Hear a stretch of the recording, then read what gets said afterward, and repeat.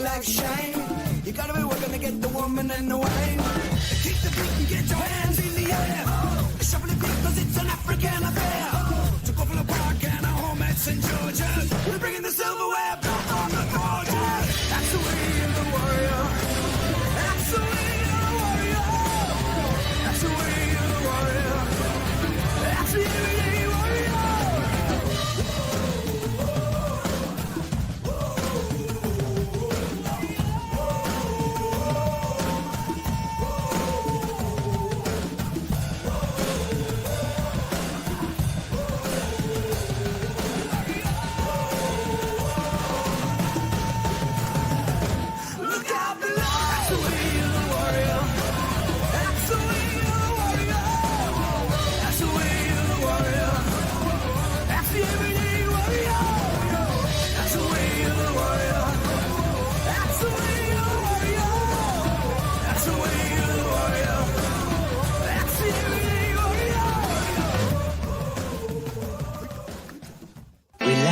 Down, coming out of PE town.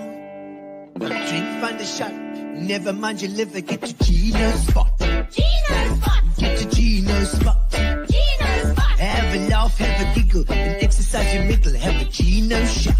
Gino's shot. Get to Gino's spot. Gino's spot. Get to Gino's spot. Gino's spot. Have a laugh, have a giggle, and exercise your middle. Get to Gino's spot. Gino's spot. Ladies and gentlemen, welcome to Center Stage.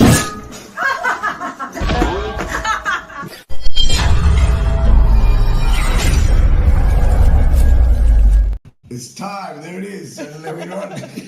Nicole Worthington, welcome, Worthington.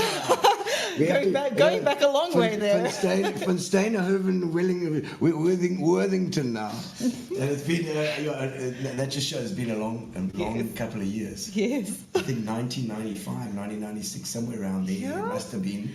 You were playing for Fame, I think. And I think Fame, yes. Yes, remember that. Yeah, she's like, it was Jenny Zeely was the lead there. My dad was in it too. No ways. Art. Yes, he played the music teacher. Art von Steenhoven was the music teacher. You would love that. You would absolutely love that.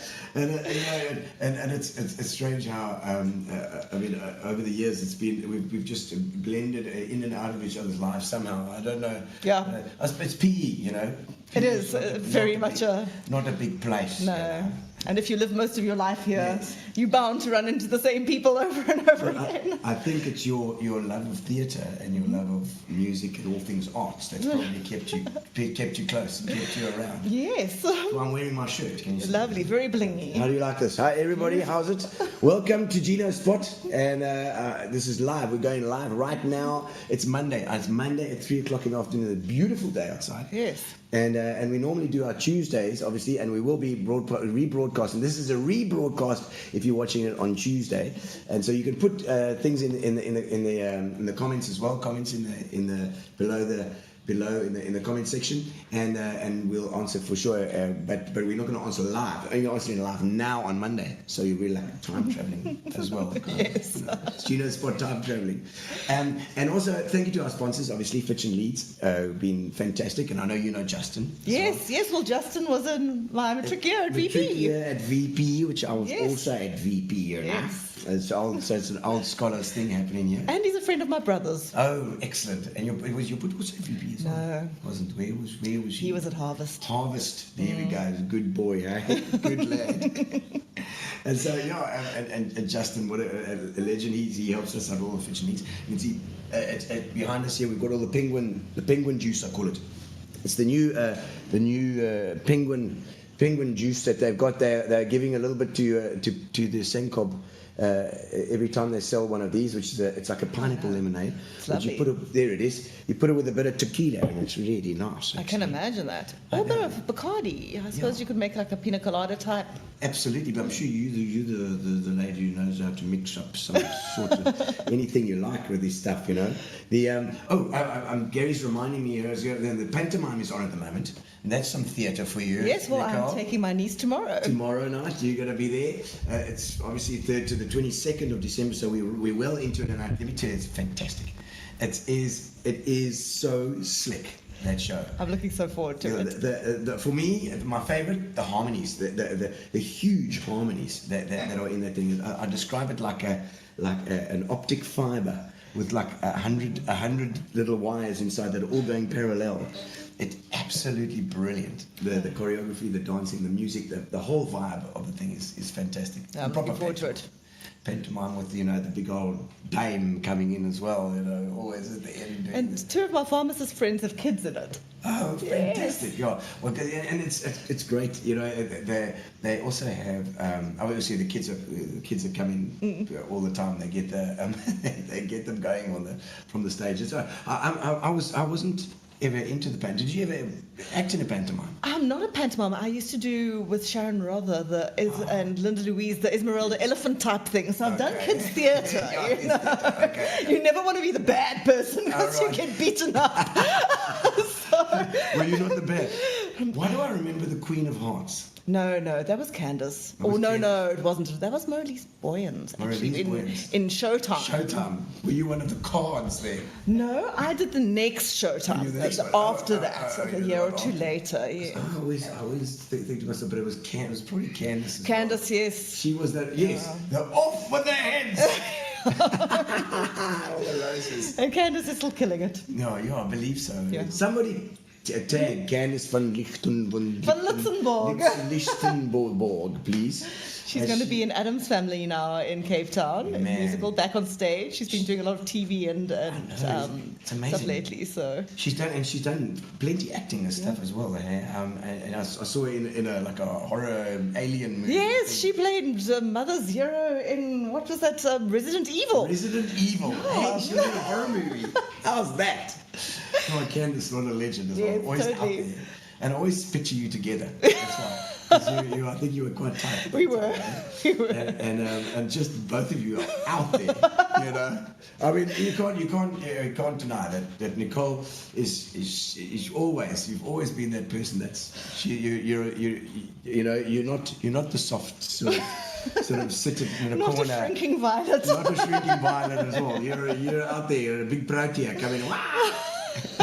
And I love it, because in the end, that's what life. You've got to live your life. You know what I mean? Exactly. What's your theory on that? What's your sort of on life on getting because you are that outgoing person. Yeah, you know what? I think life. Just enjoy it. You've always been like that. Yes, Where did it come from? Your mom, your dad, you. I think I quite am my dad's child. My dad's always been He is. yes, a little bit larger than life. My mom's and my dad's super smart as well and witty and Yes.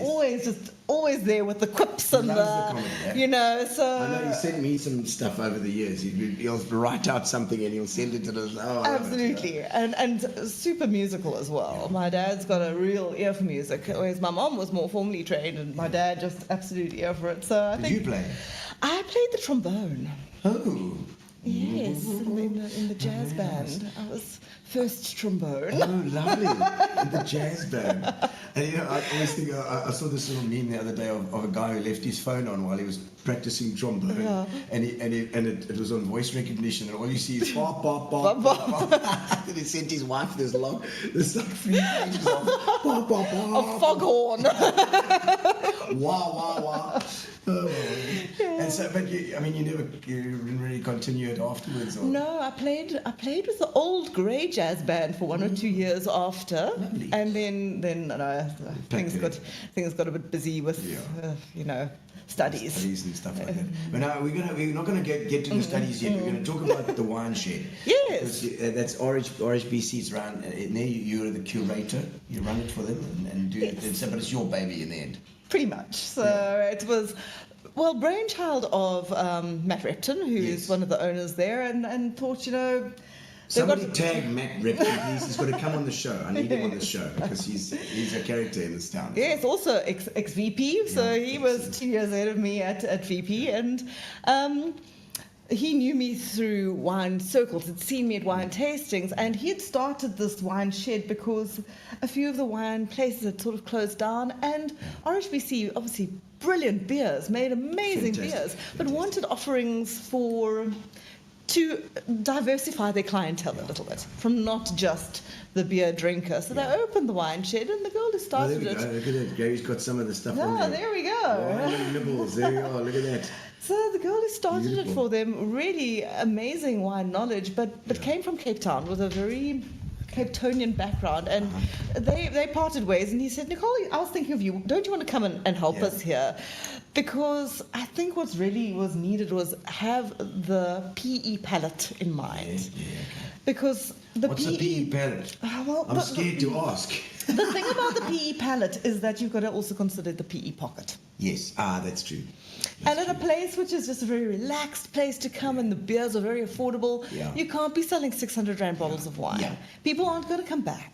Yeah. So the point was to try and find affordable wines that are still just not what you see In all the restaurants, all the shops. So to boutique, find, but still well priced. yes, so that's kind of been what I've tried to do. Find the wines that are interesting and affordable and in a nice little price range, and very important, good wine glasses. Okay. Oh yes. It's- I was told Gary because Gary brought these. He said you didn't These like are my right. ones. These are all right. But yes, Would they go for? Would you go for a thinner? Do you go for a thin lip?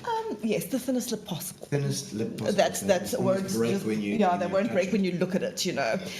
So very important to be able to taste wine out of a good glass. Well, we're I'm all for tasting that. this. Tell us a little bit about this one. This So is I brought one of the wines that we stock at the shed, and I brought this one specifically. It's called Love. love. You'll have And to if you hold look it close there. yeah, where's the camera? There we There go. the cam, If there you you look go. at it carefully, you'll see that it's actually a silhouette of Yes. the lady slipper. See the lady slipper there that have got the little. And this is a Sinsau Grenache Rosé made by a young Port Elizabethan winemaker who studied at Woodridge.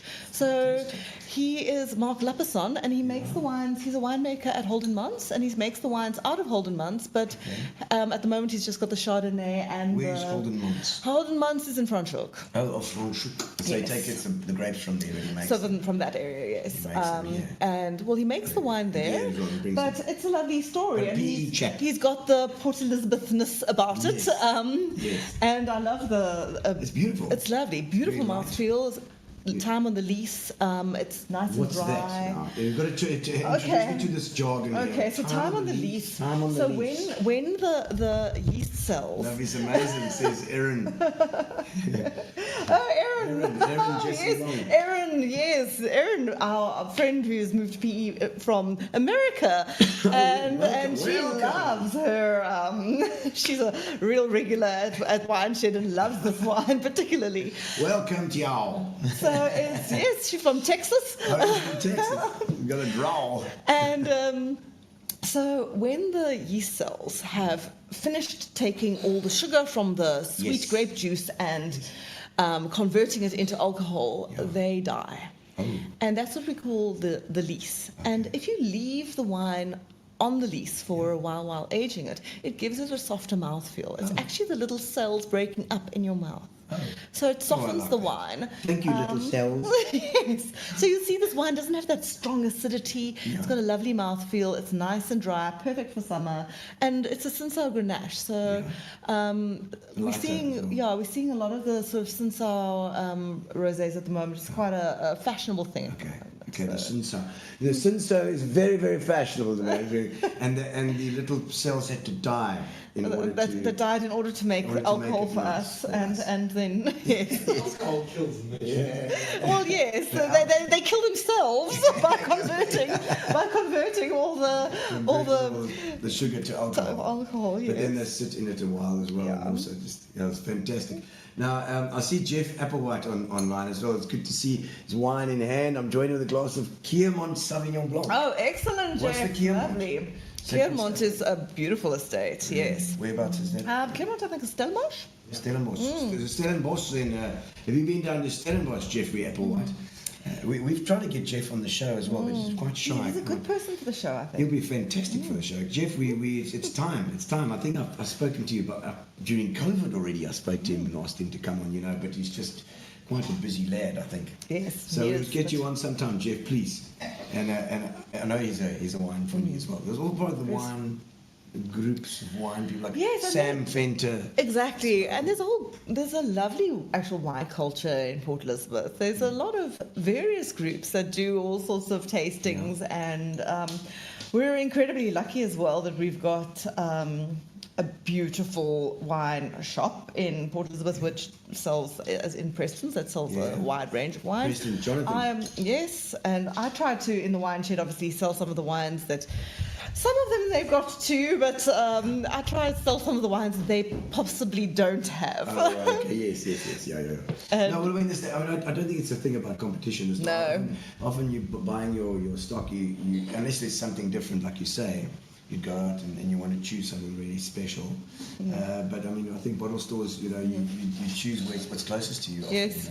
It's true. But actually quite funny, before I got approached to help at Wine Shed, I was at Stoop tasting, and I was walking around with Les Pizzoladi, and we kept going from place to place, and he kept introducing me.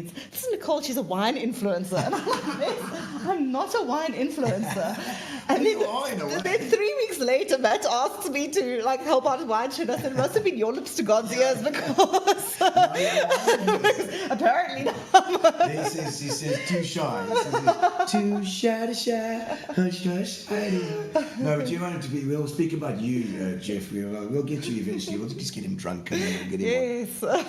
But so you become, it's just so happened that you've become this wine influencer as well.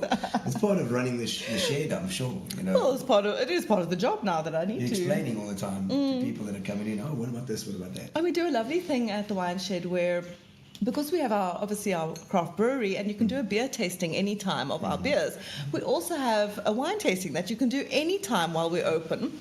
And it's normally about 5 wines, and we change the estate every month. Okay. So in 3 years of doing this, we haven't repeated one wine farm once. So that many wines, yeah. yes, so and every month we feature a different winery so that people can get and experience different wines. That there are so many different wines in this country. I mean, to think of it's surely eventually run out of space. I mean, out of acres for vineyards. Often get vineyards get different wines get different from different vineyards and pull them together. Yes. They don't even have to have their own farms these days. I mean, that was started by Neil Ellis. He was the first person to put his name on the wine rather than make it estate grapes. Yes. And now a lot of farms are doing that, and even farms that do have estate grapes, some of them will bring wines in for certain types of wine, because what Neil believed was that you can't.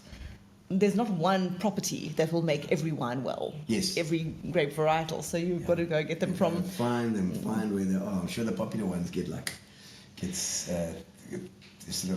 taken up very quickly. Yes. Yeah. And so the wine farms, they have good relationships with the vineyards that they get the grapes from. That's your first best, rather than just buying in whatever. You actually have some say in how that vineyard is managed.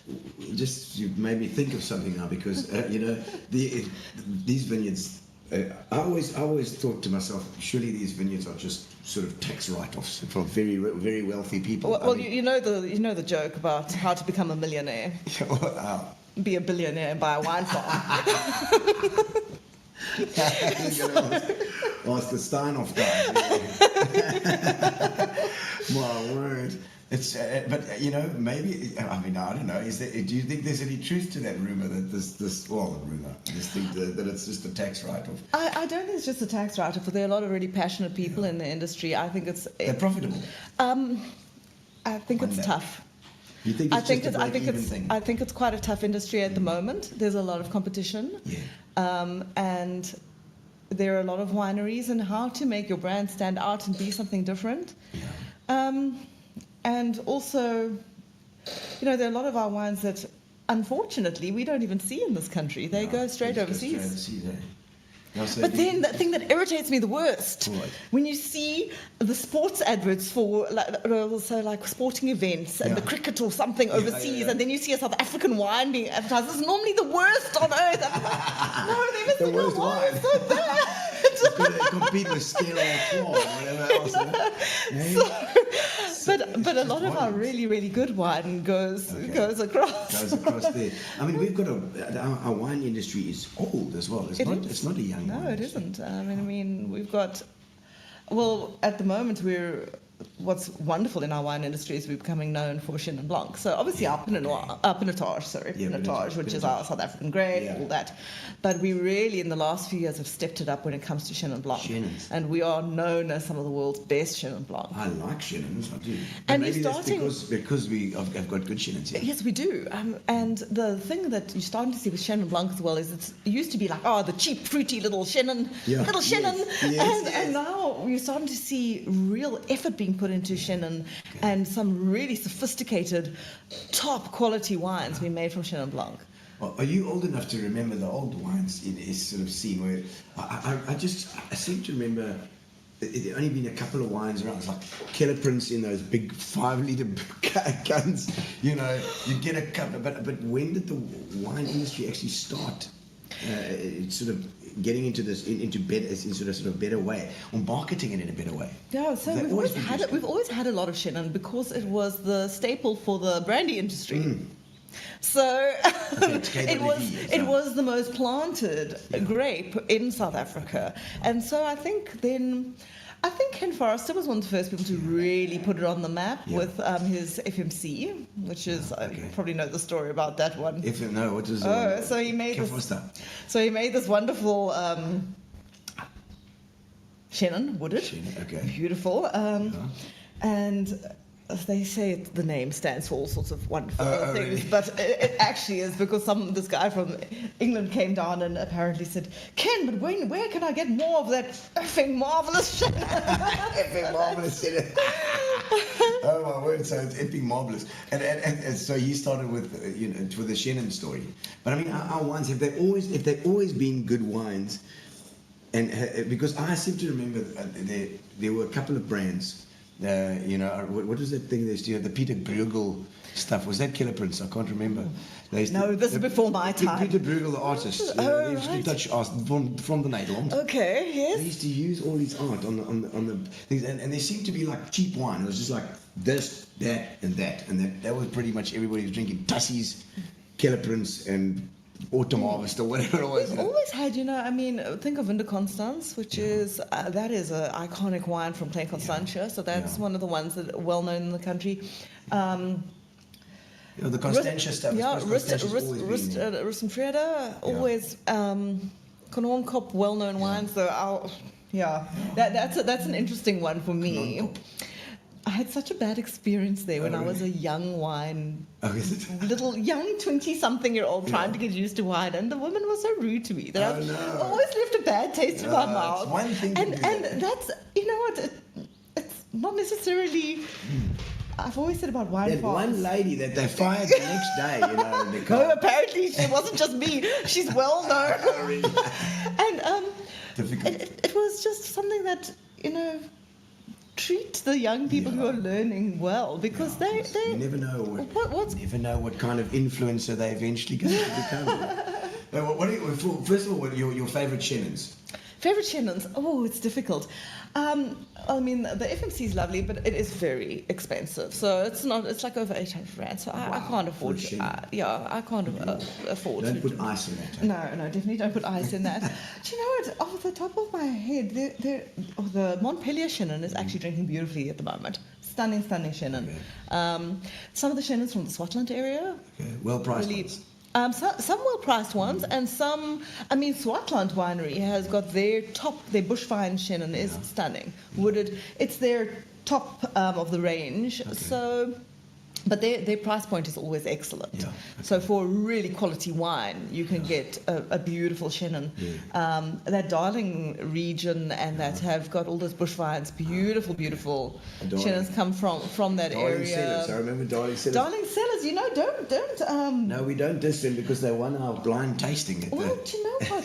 Darling Cellars, it's a huge operation, and they make some very good wines in upper ranges. Yeah. Really, really awesome wines. Do you do blind tastings as well? Yeah, sometimes I it's love lots of fun. It is. It is a lot It of is. fun. I think, I must say, the Stellenrust Shannon I've been enjoying as well. It's just for a very affordable, everyday sort of Shannon. That one is great. And yeah, So that's your go-to. that's one of my easy go-to ones that I know I've always got at Wine Shed. That, Come home after a soul-sapping day at work. Yeah, and then you- but yeah, as I said, our darling cellars that that the top of the range single. Single vineyard, old wine Shannon is beautiful. Lovely. We had the blind tasting with the Reds actually, and I think that always Darling interesting. Sellers one was the Cab Sav, and then it was the old tunnel that came in second. I think it was the old tunnel at the time. Some of It was these like wines $40 or $50 a bottle. It's crazy with the blind tasting.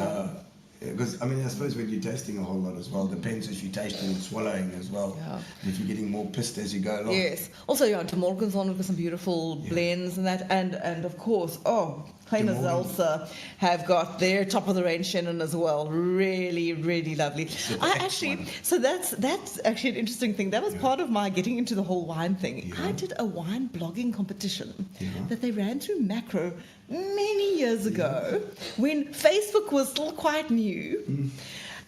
Through Kleiner Zelsa, and I came third in the country. Well, your language is good, you would have done it. And you had to post all these things, and they actually sent you wine, and you had to host events and do all. yes. It was so much fun. fantastic. And that was an I excellent wouldn't thing. mind doing something like that. Gary, we must organise to do something. It was a lot of fun. Great competition to And that's why Kleiner Zelsa have always had a nice place in my heart. I love going there. It's one of the places that I think Kleiner Zelsa, and I think good things about them. And that's We also did that once there as well. We went there, Gary. I think we went to Kleiner Zelsa. But isn't it the guy that was murdered? oh yes. Oh, but on Yes, this well, day, we won't go into that. Yeah. But they make very nice wine. they do. Might be a bit dangerous for you to go in sometimes, but they make very nice wine. And then your favourite wine producing region. What makes it special and what is it? It's so difficult because, in my first few years, it was Robertson. And it was because Oh my God. Matthew and I honeymooned in Robertson. So common, And it yes. was such an amazing experience because back in the day, Robertson didn't have many fancy wineries and that all of the tastings were free. Very few had restaurants. So we'd go to the shops and buy some stuff and would ask the wine estate, do you mind if we have a picnic on your lawn? And they would always bring us wine. And it was such a lovely introduction to the winelands. And as I say, there's that sense of place that you have when you're treated well at a wine farm. Isn't it amazing? And you just have that wonderful experience.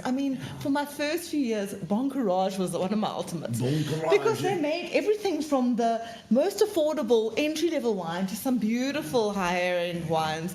And I love that about them. Isn't it beautiful that you can go? It's almost like in PE you go to the beaches or you go to things, but there you can go to the wineries and you're always in this beautiful setting. Absolutely. And you can picnic or you can do what you like. Yeah. And so also the last few years, Matthew and I have had a particular liking for Southern Cape. So the wines of the Gullis area. Not everyone does, but I quite like those rotundo, peppery Shirazes. Wow. And they've got such a Spice. very, very different flavour, the wines from those areas. And they've got, I'm not the biggest Sauvignon Blanc drinker, but they've got some beautiful Sauves from that area too. There's something special. There's a real sense of place of those wines. And then I'm Franschhoek. quite... It's beautiful. Franschhoek is beautiful. Yes. It is beautiful. And one of my very favourite wine estates is there. What is that? Le Brie. Le Brie. Oh. Yeah, I Le have Brie. Le Now, Brie. Irene, I don't know. My husband won't mind me saying this because I've said it to a lot of people. I've got a bit of a girl crush on Irene. She takes anything and just makes it amazing. She makes such amazing wines. Yeah. Le Brie is... Le Brie. So is that the winemaker, the Irene? Irene, she's the winemaker at Le Brie. She's Sorted. amazing, and what a passion for her wines, and everything she touches just turns to gold. Do Really, you think really it's lovely. Part of it is the people that are doing it, obviously. I think so. It's a relationship as well, isn't it? I think so. There's You get to know somebody at the wine, and I think that's what it's the beauty of those wine farms. You go to all the winemakers are so passionate about what they do, Absolutely. and they know how to talk to people. Yes. They're always there. And particularly when they know you're into wines. I'm Yes. sure you get the best treatment wherever you go. Well, I've been very lucky in the last few years. There's a tasting with Anthony from Fairview, which Yes. I'll never forget that. Yeah. So Matthew and I get there, and it had been arranged. I'd arranged with the local rep Okay, with him that yes. I'm going to Fairview and we're going to taste some wines. Okay. And he says, okay, I'm not going to start you with the stuff that you know. We're going to leave that, but I've got a few wines that I want you to taste. And he then opened probably about 20 bottles. We spat 2 huge spittoons full. Yes, like And it was just one of the most amazing wine tastings I've ever had, because just the stories and talking about it, and these are from this area and that, and just what a lovely experience. And that was really It's about that the was relationship. special. It's about the relationship like that. It certainly is. I mean, and whatever you do, your life is filled with relationships and people, and that's what's for me what's important in life. But when you've got a product as well, and that person is attached to that product, Yes. it makes it so much nicer to It does. consume. And Whatever it that's is. why I brought the wine of a PE guy, Excellent, because PE guy. it's Now, Michael White is also here. Yes, Highlands Road. Highland Road, some beautiful Highland wines Roads, there. not Highlands Road, Highland Roads. I love his Pinot Noir. Yeah, it's lovely. Very nice. I have tasted his stuff over the years, but I can't remember now. Gary's the one who goes tasting it. Yes, stuff. yes. And so now, I mean, just as far as your life, when you got involved in pharmacy and that sort of thing. But let's go right back now. Right back to Clarendon Park. Did you start at Clarendon Park? No, I actually started at Herbert Hurd. Herbert Hurd, like Gary. Yes. For one whole year. Yes. And then my mom was a teacher at Harvest. Yes, So yes. we went there. Lynn van Steenhoven, Yes. also at Harvest. So she was the first ever She's teacher still at there? Harvest. No, She's retired now. no. She's retired. It's retired now. Yes. No more principal there. No. Okay. So she was there, and so we went there, and then I went to Clarendon for a year and a half. Okay. Nice. And then back to Harvard. Back to Harvest. You got pushed back to I Harvest. pushed back to Harvard, but yeah, for the last of my junior schooling, and then VP. VP. Yes, VP. VP Yes. was the one, eh? For high It was schooling. great. It was Yeah. great. Oh, what a great school. You got there after I did, I think. Unless you were still at 6 when I was matric. I think. No, we're 10 years apart. 10 years, so no, it was your. That's why we always see each other at the reunions. Yes, I know. Yes, that's right. That's where it's. I was 88 and then you were 98, yes. With Gino Perini. Yes, Gino Perini. Gino Perini. Yeah. Gino was the head boy. He was. Deputy head boy. was he head boy? Oh. I can't remember. I think he might have been head boy with Alison. Yeah, Alison, yes. Alison Gooch Glover, slash yes. Glover, yeah. And so we always see the guys Yes. at the 10-year at the reunions, 10 years, 20 years. We're going to see 30 30 years, oh gosh. Oh my God, it's crazy. And I mean, I'm still in touch with my friends from VP. I love that school. I also had a really good experience at that school. A few of my friends were a bit older, so I'm still very much in touch with Candace. Yes, Candace, of course. But that was through the theatre stuff Yes. as well. I mean, you must have been into drama, speech and drama. Speech and drama. You speak so well, always. She speaks very well, and it's like I think it must be part of the Dutch thing coming in there. My dad is incredibly good at languages. Yeah. He's got the ear for music, and I think Yeah. it goes together. And my mom studied.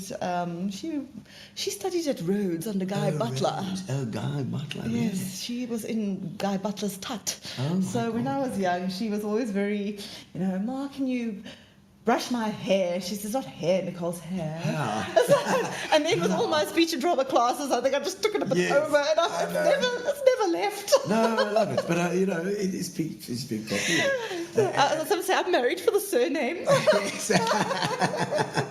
Worthington, finally Worthington. Shame, I know, I have a wonderful husband.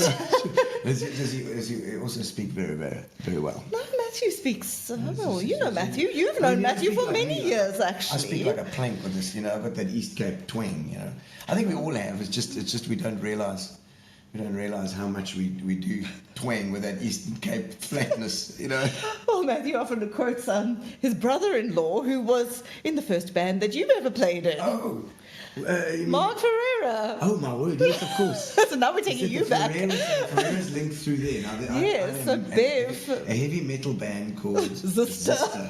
So through Bev, that makes sense Yes. because Mark's a crazy metalhead. Yes. So somebody tag Mark Ferreira and Mig Torrenti. Mig is also overseas. I chat to him every now and again as well. But Mark is salt of the earth. Absolutely. I found my wedding video, 1994, and there the two of them I saw Mark as well there. Oh, lovely. At the wedding, we were doing that metalhead thing. They used to put a hat on me and then dress me in underpants. That was me playing. Because you're the same age as Matthew. You're both 1970s. That's so, it. That's yeah. 1970. It's a good year. It's a very good year. And so and then after VP, you're always involved in drama, Yes. and you loved. I know you did the Showtime stuff. Yes, which I was then did. playing for again. Yes. I met you again with Bob Everly. Yes, absolutely. And Bob, a legend as well. Absolute. Loved that. That Showtime was just his thing. Oh, it was his absolute life, and it was a wonderful thing to be involved in. It was, and also, you could say that it was the old. It was we always used to do the old stuff and the old tunes and the 1950s and 30s and 40s stuff. Used to do Lots of Cole Porter and all that Max Bargraves and Vera Lynn and whatever else. But it certainly did create a culture of theatre. Absolutely. And anything like that does, like Linda Lou, you saw Linda Lou and Sharon. Sharon, rather, they do such a lot for theatre. I mean, do you know who my first drama teacher was? who? Isabel van der Linden. Oh, no ways. Izzy van der Linden, Yes. Joe's mother. I think Joe's the baby. Yeah, Joe's the of baby. all the many. No, I think it's Dave. Dave's one lower than really? Joe. Yes, It's hard there's to one. keep track, but- Well, it might be the sisters as well. My word, I don't know how old they are. It's Marion or, but they're a Catholic family, Yes, Lots no, of- absolutely. yeah. And she then Robin, Izzy. because I enjoyed drama so much at Herbert Hurd, my mom hauled her over and to teach drama at Harvest. So the Catholic drama teacher. Somebody tag a van der Linden somewhere in here because The Catholic drama teacher and the principal of, because my mom was the principal of the preschool, the principal of Harvest, the school, decided, okay, because my mom sold it so well that we need drama at the school, made it compulsory. Harvest was a compulsory subject at Harvest when I started there. And we had this charismatic school and this Catholic drama teacher. Oh, wow, excellent. But don't you find it's helped with the confidence? Absolutely. Yeah.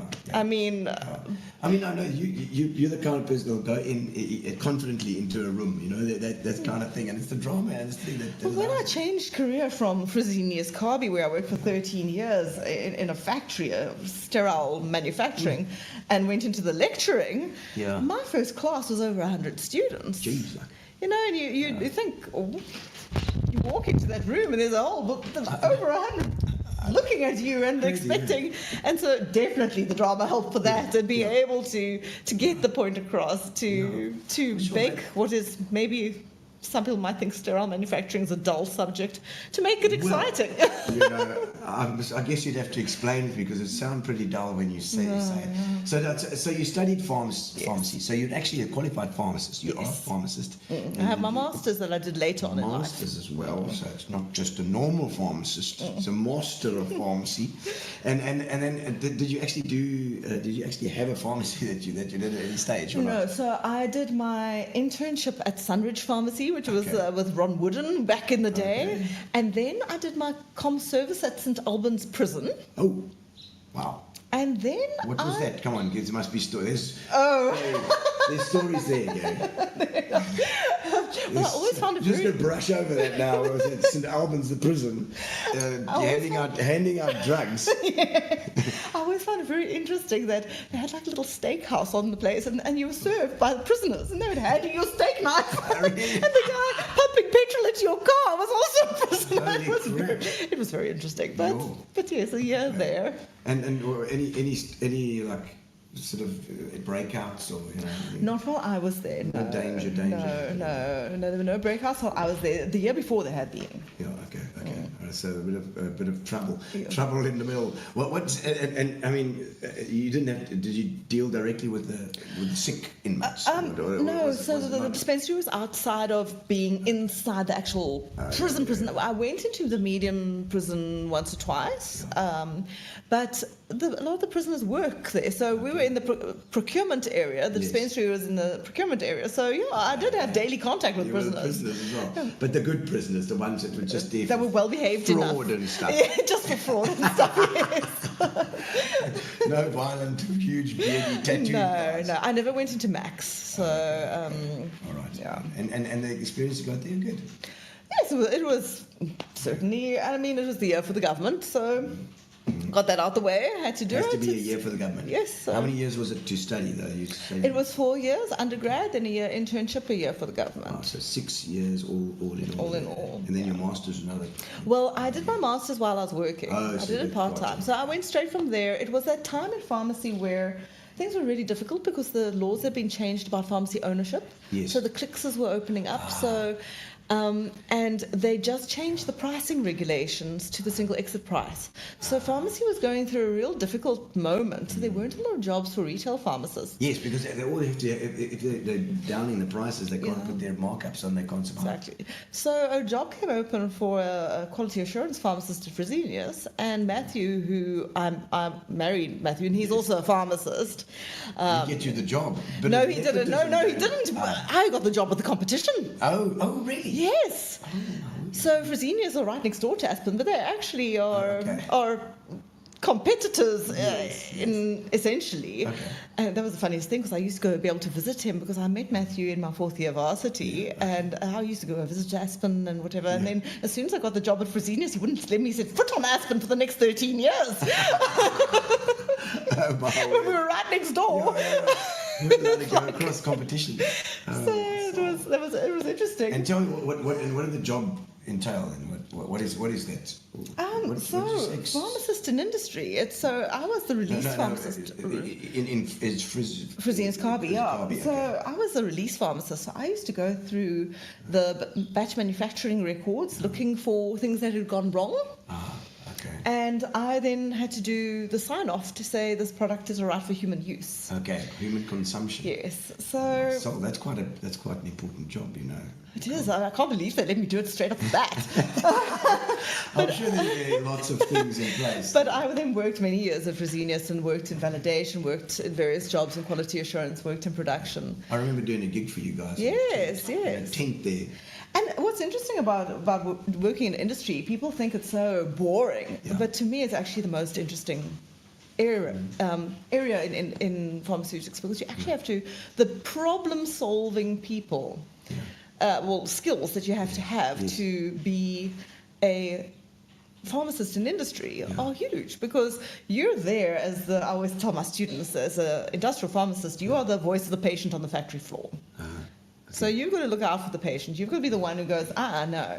That's not going to work. And no, this isn't safe. This batch can't go to the market. No, we shouldn't do it this way. We need to do it that way. And the production managers go, look, I've just spent 16 million on this. I mean, when you make a decision to dump a 3 million rand batch, it's a big decision.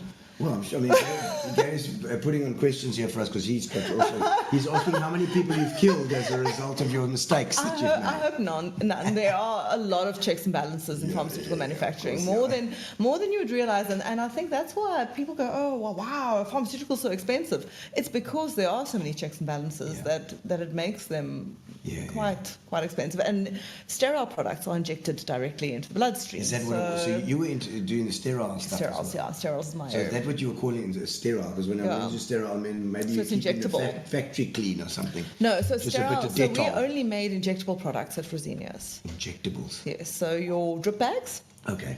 And we made like fentanyl and really? morphine and pethidina.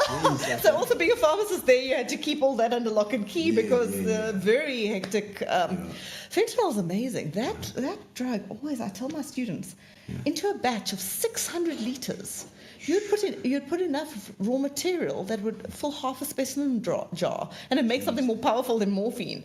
Oh. It's that had to be dispensed under certain conditions, because if you Yes. breathe it in, obviously it's dangerous. Oh, and breathing it in. Is Oh, because I mean, you can die of an opioid overdose if you breathe it in. Yeah, geez, like, so it's like, you know, this stuff. I mean, you know, I was just in this Iliaden stuff that you used. Yeah, to yeah. What do they call it? Oxymetazoline, yeah. Which is the one that you guys would have made for that? Well, no, we only made injectables, so yeah. Because I mean, that stuff's like, it seems like it must be cocaine in that stuff. Well, similar mechanism of action, yeah.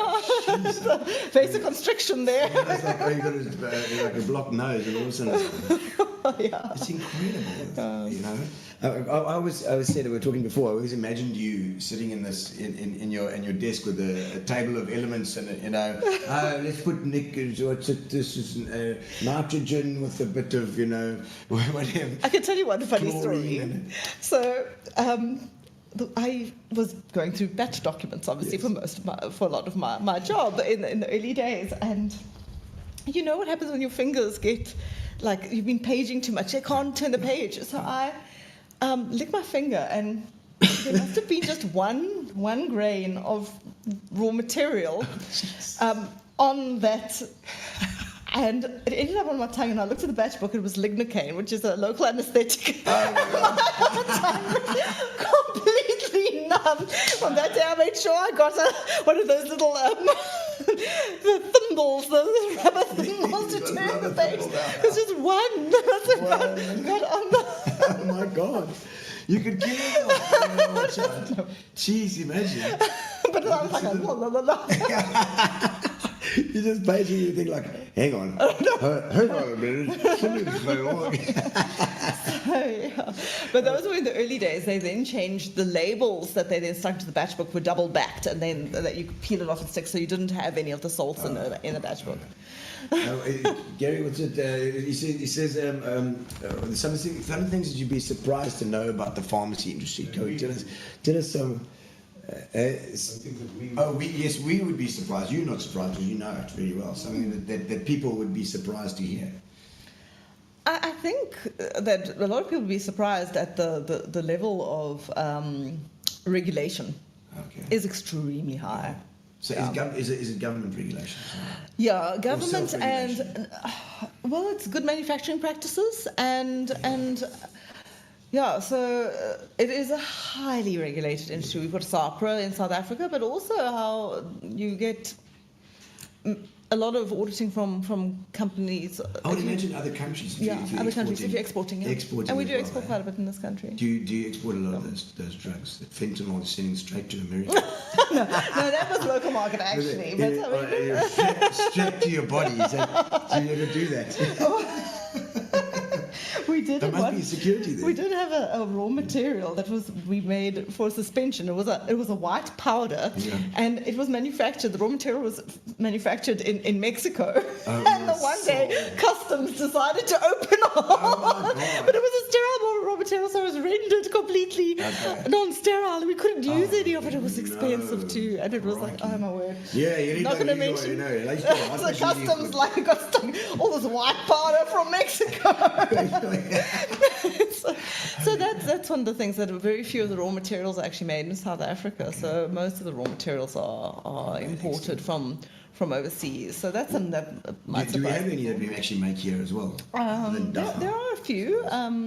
Fine Chemicals is in Cape Town, and they're owned by Aspen, and they make some of the raw materials. Our new, there's a new Aspen thing that's gone up here in North End, I saw it. Well, Aspen just keep building, and I know, huge they just places, keep building, and mainly sterile facilities. They've now got. When I started at Fresenius, they didn't have any sterile facilities. They now have 3. Wow. At that site. And that's so sterile. You're talking about injectables. Injectables, yeah. So Injectables that's where a lot and is sterile. happening. Biological products is a lot is happening in that sphere at the moment. It's very interesting. Okay, so and is PE becoming because of this becoming sort of a hub for this sort of stuff, or not? Well, it's Aspen's biggest manufacturing facility. So, Okay, so they it have is- all over. They've got facilities all over South Africa and the world, but the Port Elizabeth one is their biggest. one So of the it's biggest, really yeah. a good opportunity. It's fantastic. It's like another industry that we've got here. It's great. We love that. It is. And then okay, so from the now working the wine shed and And at the university, yes. and at the university now lecturing. So side hustle is wine shed. It's a wonderful opportunity. So Okay, how much truth is there in the common assertion that pharmaceutical industry is more interested in making money than saving lives? Come on, Nicole. Okay, let's go there. Give us the big pharma speech. Give me a glass of wine. yes, while you're there let's as well. top of the wine before we go Before we there. attack that. Before we go there. The big pharma. You know, because big pharma, anybody who's interested in a bit of conspiracy theories. Yeah. We'll try and debunk some of them here today. Well, maybe we won't. We'll confirm some of them. So, like an industry, there needs to be money made, right? Absolutely. It needs to be profitable. Yeah. One of the biggest issues, and this is my opinion, Yeah. Yes. my personal yes. opinion. One of the biggest issues is that as soon as you make something that is like really necessary, let's take the antiretrovirals. Okay, antiretrovirals. Let's take antiretrovirals. Yeah, people are going to die. if they don't. People, and they were dying. Yeah. I did my 4th year pharmacy, and we did hospital rotations 1 or 2 years before they started rolling out antiretrovirals in the state. I saw how the people were just, because we had to select a case every week that we then we studied as part of our and how many of our cases were just dying like flies. It was horrific, and so it was a big problem. But then what happens as soon as you are now this company that the cost to bring those products to market is huge. Now you develop this drug that, yes, it's going to save many lives, but you kind of now expect it to give it away for free. And you're not going to recoup those costs. No. So yes, do the pharmaceutical industry then focus more on drugs that they can make money back from? Ozempic? Great, because they know that's... What's that? It's a diabetes drug, actually. It's like It's a diabetes drug, but they found that it's amazing with weight loss. Oh, right. So Okay. they are making killing with that because people are going to want to buy it. Of course. But are we investing in new antibiotics? No, because as soon as you do, you're going to have to give it to the third world countries, something for malaria. It's not a first world problem. So, but that's where the governments need to step in, as far as I'm concerned. They need to be the ones partnering with the pharmaceutical industry to make sure that those products still get made. Because why is a pharmaceutical company going to do all the research into something that is then going to not make them any money? They still need to make the money to be viable. Yeah, because otherwise it's go out of business. Exactly. And then where do we sit? So people, if they're totally anti-big pharma, I say fine. If you think the industry is so corrupt, don't use pharmaceuticals. And next time you have an operation, have a slick of brandy and don't take that as right. Next time you need to get on a plane and you've got a runny tummy. Sorry, buddy. You're going to be in the toilet. And how much is the truth in the assertion that pharmaceutical studies are often biased towards people who pay for them? So it is interesting. The first world countries. So now you're asking a very interesting question, and so if you want to do a pharmaceutical study, the ethics involved is huge. Okay.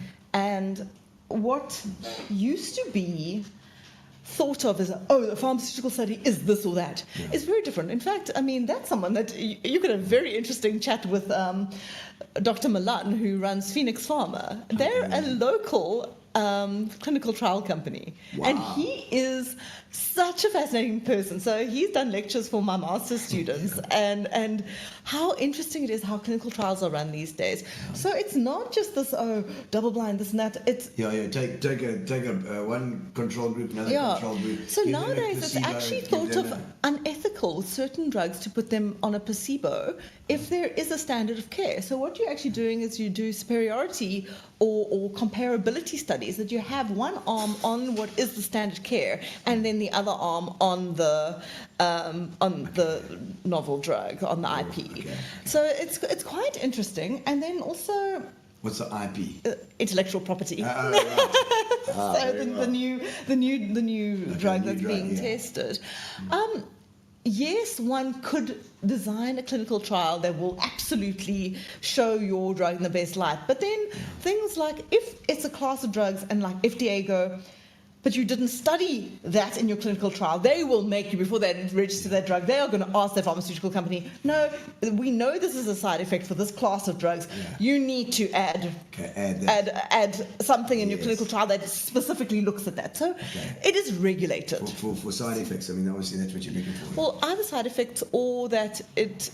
Yes, mainly. So if we know that this is a certain side effect and the trial they did show didn't even look for that side effect, they're going to actually make you do a clinical trial that looks for it. So yeah, that's one of those. I just see some comments here while I'm going. I see Keith Ree. I was at KIF, and he says 39 years ago I used to trade Reactivan. Yes. Trading spending for a cheeseburger to be able to... Yeah, it helped with concentration. And that was a big thing when I was studying. A week. A Reactivan. Reactivan. Yes, it was. Reactivan was like a... It helped with concentration. It's like cocaine the students, no, it wasn't. The students used to all use it to study. Like BioPlus. No, it was actually a schedule. A schedule drug. Oh, really, Keith? Had a little go at that, did you? How's it affecting you now? Is there any nervous twitches or anything? But you know, to keep you going, an 18-hour day. Ooh, I'd worry. I worry about taking anything into my system. I'm a bit of like I mean, antibiotics have helped me many times. Yeah, I mean, a lot of us would be dead if it weren't for modern medicine. I mean, for sure. Yeah, it's, you're right. I probably would have died of bronchitis as a child. You know, and many of us would have. Yeah. It does these. I mean, and like you say, the cost of these things has to be paid somewhere. If you want to blame Big Pharma for anything, blame them for overpopulation. Yeah, they are creative. They are. Because we're just not dying. Okay. But anything else that you would say that you really love and you really and what interests you? What is your... So apart from the wine and the I think our pharmacy, I love traveling. Do you? Yes. Oh, And Matthew and I make a real point to travel locally. Do as much local travels. Favorite spots? Matthew's in love with the Karoo. Absolutely in love with the Karoo. I mean, he's got a high pressure job, so he loves to go out and just have that. Yeah. He's an introvert. I'm an extrovert. Yes. So we go an introvert in the Karoo. No, Matthew doesn't say much. He's just there. You know, he's just keeping the keel. So we go and take some wine and introvert in the Karoo, and there's such beautiful places nearby. We went just a few weekends to a little spot outside Grahamstown and just spent a weekend doing absolutely nothing near the Fish River. We love going to the winelands as well, a little bit of a further trip. And with Gordon and Rose at the yes, Stoop all tastings. the Stoop tastings and that. Yes, and I mean, we did so much wine travel this year because it was the Kenton tasting. We did the Prince Albert one as well. We did the Carla Stoop one. Tasting. Always fun. Always. We're going to be entertaining there. Yeah, lovely. Are we, Gary? I think we are. I think we might be entertaining there at the Kenton wine tasting. Yes, we might be doing that. But you travel a lot for that as well. Yeah, so all the wine tastings and that we go as I'm not promoting wine at most of them. I'm going as a participant. A participant to try and get widen your wine knowledge. Yes, and it's always just a lot of fun and great people. In fact, at the last strip tasting, we ended up. I love New Bethesda. Matthew and I have an absolute love for New Bethesda, and we stayed in a house with a few of our friends, and one of the wine farms was on our stoop ridgeback, so we were literally leaning out the window. It was so much fun. Yeah, great, but it's also about relations, about your friends, about spending a bit of time together. Yeah. And you and Matt, like now, you must be the outgoing one. Matt's the quiet one. Oh, I mean, Matt's not necessarily quiet, but he sometimes just needs that. He needs that time to. I mean, because introverts they need time away to recharge. Extroverts need people to recharge. Yes. So we allow each other. And you're going to go and meet everybody in the whole room. I know you. Hello. Matthew calls it butterflying. Yeah. The bee goes from flower to flower to flower to flower. That's what they say. Oh my word! And I mean, so from this whole thing, I mean, other than traveling, anything else that you into? You never sporty. Oh, I love my. I used to do a bit of trail running, but I'm Trail not. running. I'm not doing it anymore. And You've built for trail running. yeah, know? I love my exercise. I exercise with Sharon Jessup, who's Sharon Jessup. well yes. known to. She does the boot camp. Yes, and she's the running queen. Yes, she does. So all- mega marathons. And all the things. So She did 21.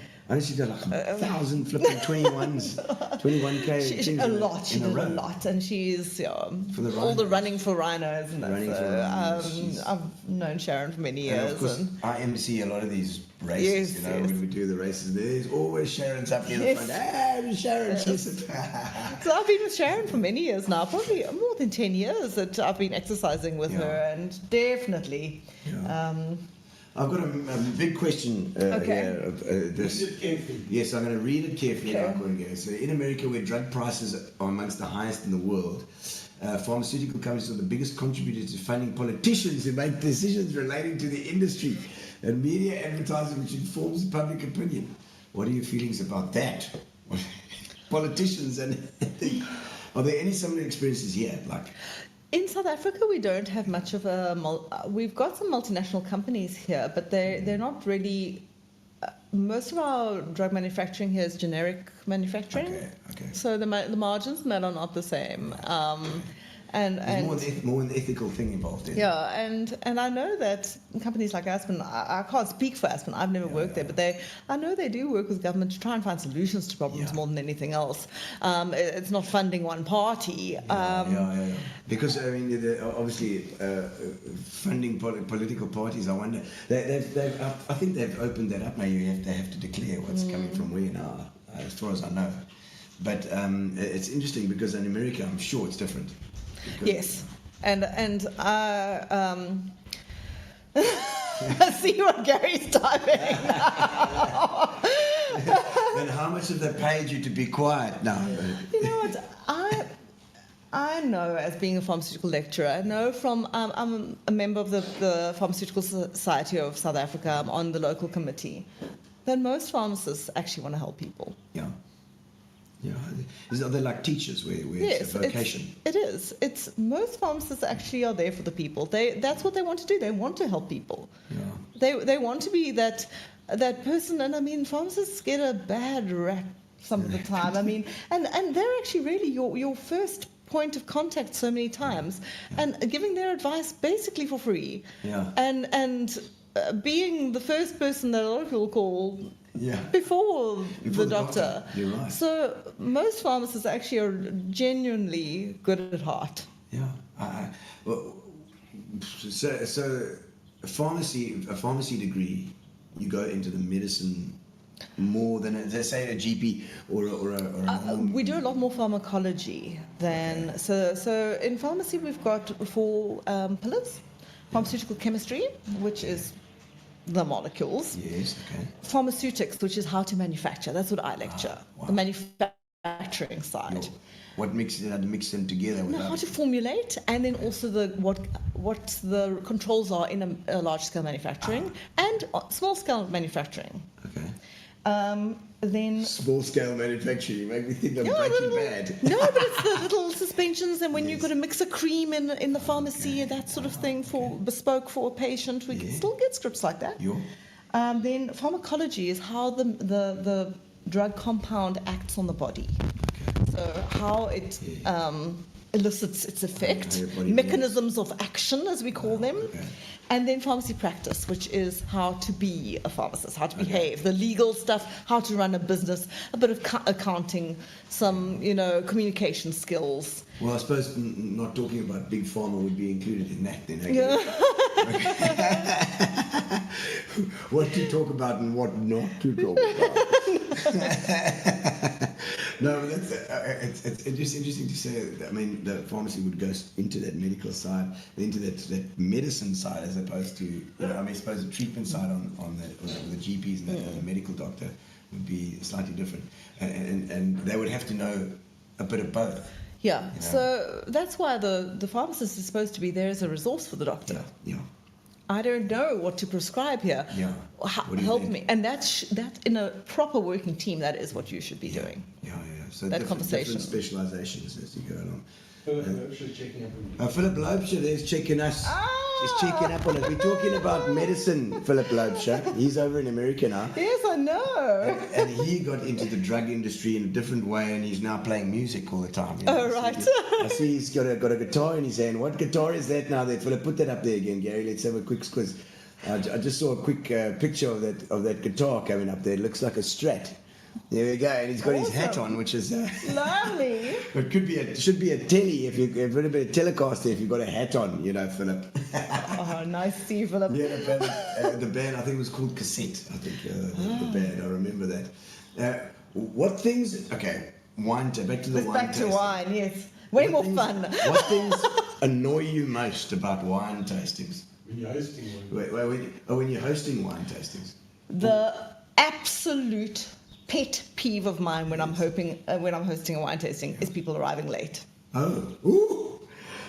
Yeah, I better Simply not. because now you've poured the wines and now they come late and they want to catch up, and Yes. then you're trying to pour the next one. Oh, it just makes us go. Come on, man.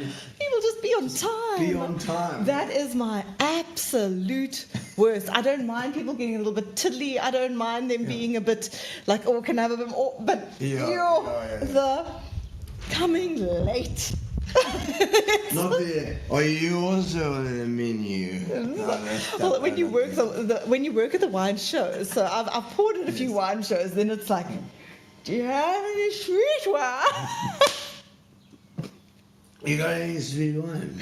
Sweet. But hey, there's nothing wrong with sweet wine. Yeah. Do you like a bit of dessert wine? I love a bit of you dessert said, wine. You said you had a port that we Yes, could mix yes, as we well. must- oh, let's tell do me about that. because there's like a port, and then you mix it with a Tonic. With a So tonic. port and tonic is very popular in Portugal, actually, Okay, of course, yes. Bordeaux. And I mean, so port is a fortified wine, so you often think about it as winter, heavy, Yeah. to warm you up. But Portugal's a very hot place in summer, Mediterranean. Absolutely. So they've come up with this port and tonic, and I thought I'd bring along because we are sponsored Yes. by Fitch and Fitch and Leeds. Leeds, I know. So, I so we can brought- do it. Well, Gary's going to have to pour it for us eventually, but It's in the fridge. It's in the fridge. We got In the we door. got the port, and then we're going to mix it with some tonic. Yes. And that we Gary's could put gonna ice in. Yes, and we put ice in that as well. We don't put ice in wine. Why don't we put ice in wine? Listen, there's no rule that you can't put ice in Yes, wine. it doesn't If you work want to that put ice in wine, put ice in wine. If that's what you enjoy, I just don't like to because it waters it down. Yes. And also depending, and if you are going to put ice in wine, please try and make sure you use purified water because otherwise your wine, so if you're using tap water to make the ice, your wine is going to taste like chlorine. So either like a mineral water or a purified water. Otherwise you're going to destroy that Destroy the beautiful wine. wine that the winemakers spend so much time. I mean, the and effort winemaker on. did make a certain amount at a certain concentration. So if you're watering it down, then you are Yeah. sort of buggering up. But I'm never going to tell someone don't put ice in your wine if that's what you enjoy. Because do you know what? It's more about You enjoyment. told me not to put wine ice in my wine. No, I will never, unless it's a Yeah. slightly sweet wine. Okay. Then That is okay. That's really, man. You want to just water it down to get rid of the sweetness. so You don't like the sweet. I mean, the sweet wine tends to be that one that is that the one. That's it, pink The port. crans. Anything The you want pink- to go with it? tonic tonics. water Yeah, and some ice. two glasses and. Straight tonic water. Tonic Yeah, water, yes. we'll bring the tonics as well. Yeah. Normal tonic. There we go. De Krans. Say, tell me about that. Carlstorp. Oh, I love Well, of course, Garland I love store. Garland You've store. got to. And I mean, I've been there. It's beautiful. yeah, I love, and they do the Colostorp Express Festival. I went for the first time this year, and it was so much fun. Did you go What to a the treat. Circle of Stone? Of course, yes. And then Mike Neeb from Axe Hill, he's one of my favourite wine estates there. He does such interesting things. Mike Neeb. Mike Neeb. McNeeb. And then, of course, Peter Bailey as well, so De Okay. Krans. Oh, please tag these people. Yeah, no, Tag them. amazing. Mike is just, in such a very difficult climate, how he makes such amazing wines. Yeah. And I mean, Yeah, that climate there is hectic. Yeah, it's. I mean, it's not prime winemaking area. So Well, it's very, very But they've got the wonderful. vines there. I mean, I need some ice in the place. yeah, a little bit of ice as well. Here we go. So, for those who don't like things that are too sweet, either ice it a bit more, or you can put a bit of soda water in with it as well. 'Cause Yeah. obviously, the pea is quite sweet. Okay, yes. But with the tea, and a little slice of lemon, but port and tonic, absolutely hot summer's day, great, refreshing. In fact, they do a premix port and tonic at the Cross. Oh, the premix as well. You make a slush puppy out of it, I'm sure. You could. Oh, yeah, it could be Oh, good. what I've discovered, okay, I'm punting, this is not wine. This is not wine, Gino. Yes, I know, that's fine. I take a Jane Doe and then Yeah. I stick it in the freezer Beautiful. until it becomes slushy, and then I pour it in a glass with a bit of tequila. What a So pleasure. I make What like a a pleasure. frozen margarita. There, she's pouring it out now. Okay, so a little bit So of... you just need You know, I'd a third. say a third to a quarter, depending on how sweet you want Okay. it. And then our Fitchin Leeds Fitch tonic. and leads turn into Thank you, that, Justin. yes. Thanks, Justin, for the Fitch and leads. There we go. And in it goes. So I quite like this idea because I mean I've been a gin and tonic guy. Yeah. I like that. Honestly, a little- And the tonic keeps. Look Is at it that, look the, is at it the that. tonic that keeps away the mosquitoes? Yes.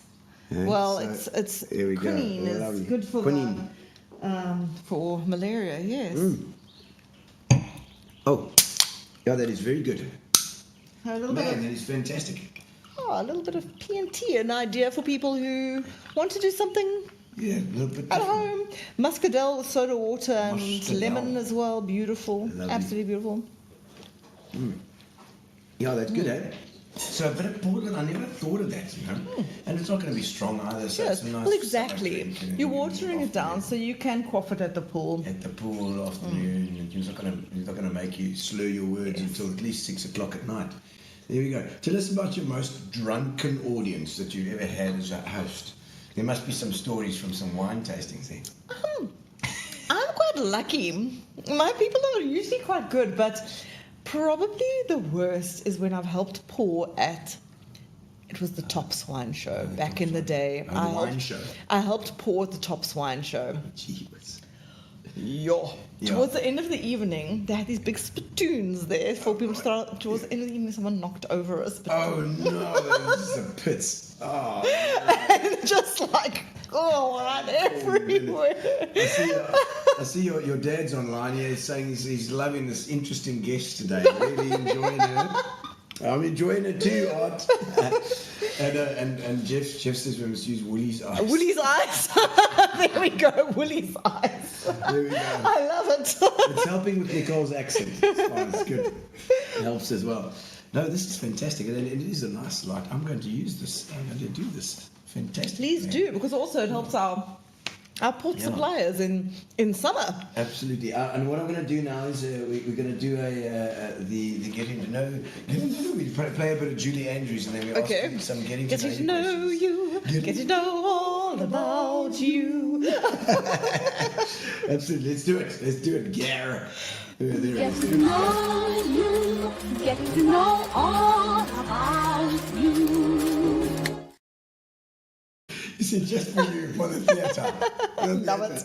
We love it. I mean, Julie Andrews. What a pleasure. Okay, something, and I know that you are pretty spontaneous. Something particularly spontaneous or irresponsible that you've ever done.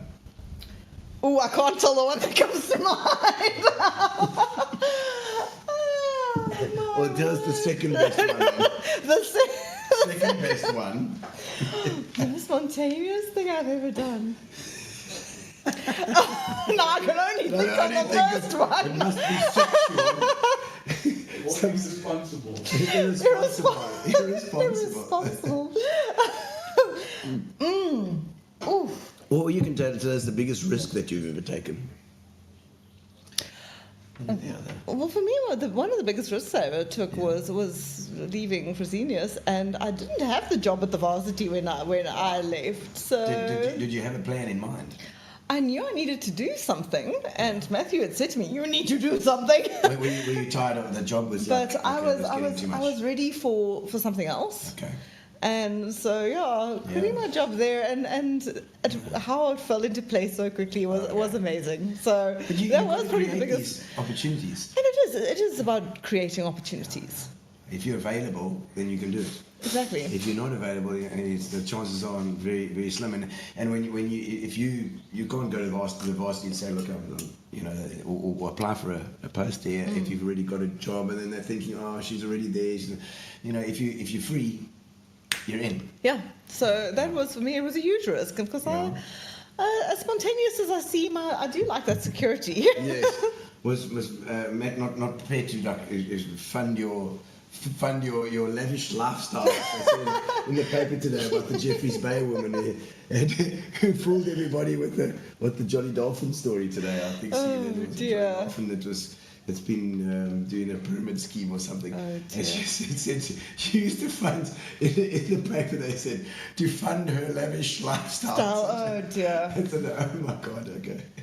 So he wasn't prepared to do that, and you were ready to go. Yeah. So, but also he knew I need something. I need something to keep me ticking. Okay. Yeah, and I think you are. You need something. You're never going to retire. I can't see a retired Nicole. Well, I hope that, when I retire from my professional job, I at least get to do something with wine. Well, what's Art doing at the moment? Is he doing anything? No, Art is retired and being a great granddad. Well, not a great granddad, an amazing granddad. Oh, an amazing granddad, Yes. not just a great one. No. An amazing granddad. I think he would be. He would be very interesting. Yes. He's always got another plan in his head. Got to properly go like that. I always ask people about if they've got ADD or if they're sort of focused kind of person. Do you think there are elements of this in you? I procrastinate a bit, and do I'm lucky in that there's lots that I enjoy, so I was lucky to be quite mid-brain. So I had the science and I had the creative, which has allowed me to go all over the place. But when I need to focus, it's ridiculous. Really? But then I've got to get in the zone. I mean, when I was writing up my masters, I would sometimes sit for days over weekends and just for hours and hours and just get in there. It's a natural skill to have. I mean, I'm not that focused guy. I'm all over. My parents, I think I drove my mom nuts when I was studying, and that because I would say, okay, no, I'm going to focus on this, but now I'm done. I'm not going to stay up late at night. I'm not going to wake up early in the morning, and it was just not my scene. You find as you've got older that you've got more focused in your life, you don't worry about what other people think anymore. Oh, well, that's the wonderful thing about getting older, isn't it? That you actually don't give a toss. Do you think you were anxious in your younger days? I knew you when you were young. I don't know if I was a particularly anxious person, but I did. Being in the drama community is quite hectic because part of being an actress is self-promotion, and you've got to stand out. Yes. So you've got to kind of like this larger than life, and it's all about that. And to be honest, I'm actually quite glad that I didn't go that way with my career. Yeah. Okay. So you didn't go in that drama way. You did prefer you can still do it though. That's Exactly. the whole thing. You've still got this outlet if you need to. Exactly. But your wine gives you the outlet. Oh, the that's tastings. precisely. Though I do feel like I need to get onto stage again. It's been too long. Well, maybe you better get out there. How's your singing voice? Oh no, it's out of practice. It's out of practice.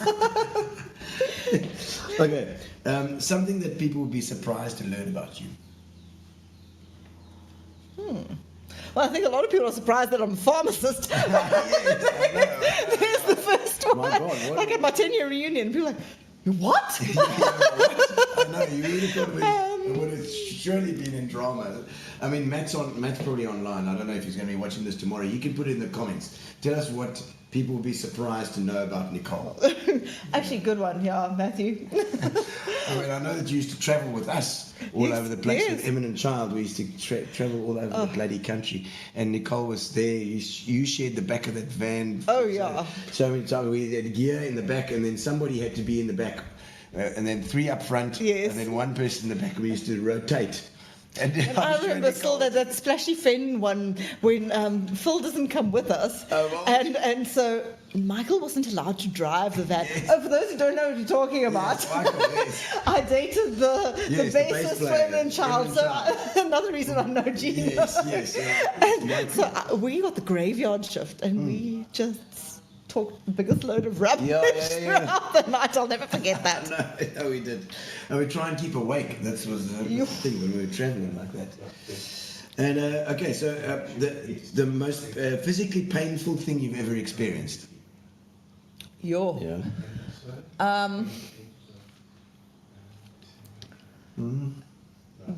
Okay, so I did Dryland Traverse a number of years ago. It's a trail run, 3-day trail run. And on day one, I got horrific blisters. And they did the thing where they inject the methylate into your blisters. Oh! The woman says to me, it stings like 1,000 bees, but then it's going to be okay. But they literally have to hold your leg down. Oh my God. So injection into a blister. It's into the blister. Taking the sore part and then there's like a stick in a needle in there as well. Oh my God. Yeah, it was. Methylate. What is that? Like mercurochrome? Yes. Oh, it is. It's the similar. It's not exactly mercurochrome. It's related. Well, I mean, mercurochrome. I remember putting that on. Yeah. Your mother, you always used to put that. Yes. Your whole thing was red. Yes, we were covered in mercury and we survived. What the hell? Hey? No. What's that? I mean, what is mercury goes straight into your bloodstream, doesn't it? It's poisonous. Does it even get out of your bloodstream? It takes a while. Takes a while. Holy crap. Okay. The most uncomfortable place you've ever slept? I think I might know that. The back of the Eminent Child van. Absolutely. Sweating. Behind the like speaker. This. There was no aircon in the back there. So you're behind a whole bunch of speakers and you're sweating like a hell. And then we always put blankets in the back to make it more comfortable. It was bad. It was bad. No air. Because it was like a panel van. With it was terrible. So I know exactly where I slept in the same space. Oh my God. Yes, you agree. Yeah, no. Any tattoos? No. None? Never. Never thought about it? I always think that they tend to look bad years later. And your mind changes. I think like exactly. Like you change your mind over years as to what's important in your life. Yes, and so like maybe water is important to you now, but water is not going to be important to you. Exactly. Yeah. In Chinese, whatever it is. Never. I wonder. It'd be interesting to find out from people who've got lots of tattoos. You know, if there's this sell-by date on them or not. Oh, I don't know. So when it was something I decided very young. Yeah. That I didn't want to ever tattoo. Piercings and tattoos. I've got two over here, and I've got a navel piercing, a belly ring, because I used to do belly dancing as well. So now that is totally Nicole. You knew that though. You see, she couldn't put that in. She couldn't put that in her like what people would be surprised to hear. Because they won't be surprised. No one's surprised. Yeah, I love that. Okay, has your life been different than you imagined? And if so, how? Yes, I think when I was much younger, I thought I was going to end up like lecturing English or something. So you could have done that. Your mother was probably the English teacher as well. I'm sure. Well, she was. She was. So that's why you and Samantha Fenter speak so well. Right. Samantha is another wine flippin' guru. Yes. Somebody tag Samantha. Who lives around the corner from she me. She also speaks so well. She does. It was her and Faye Barsonis. Yeah. Faye was. I just loved the way they spoke. He spoke, and it's because their mothers were English teachers. Well, yes. Faye's mom was English as well, but Samantha's mom was English teacher as well. And it's strange how that just immediately goes into your children. And then I got married at 24, so I was quite young. I thought that something would click when I turned 30. I literally believed that when I turned 30, I'd want children. Yeah. And? Not. I find it quite difficult to have children as you get older, you know. It's been something that has been an interesting thing in my life, but... So you weren't keen on kids, or you just like... No, not keen on. No. Just decided that was... Yeah, and it was obviously a conversation over the years. I would never make that decision on my own without... But it was... Yeah. It was an interesting. Yeah. And I mean, but your brother got kids. He's got one little one. Okay, so you've got a niece. I have a niece. But and then Matthew's brothers and sisters have got plenty. Oh my God, so yes, they're all grown ups. Your auntie Nicole. I'm Auntie Nicole to a almost 40-year-old. To a 40-year-old already. Good Lord, they must be looking anything on. No, they're not allowed to call me Auntie Nicole. They know that. They don't call you Auntie Nicole. They're just thinking, Matt married somebody so young. How often do you go on wine tours and tell us about your favourite tour? How often do you go on one? So as often as possible. Really? Yeah. So. That's all right. You just drag him along. Well, I mean, Matthew started me on wine. Is This is all his fault. Oh no ways! On I our didn't realise first that. date, he's like, "Do you drink wine?" I'm like, "No." He goes, "Here, try wine." So he cannot complain. This is his fault. I just remember my mom and dad were also. My mom was out there. She was out Yes. there. My dad was always very quiet and reserved. He just did his thing, and he followed along. And she would take him to all these places. It just reminds me of that because I think it's the same thing. It's Nicole.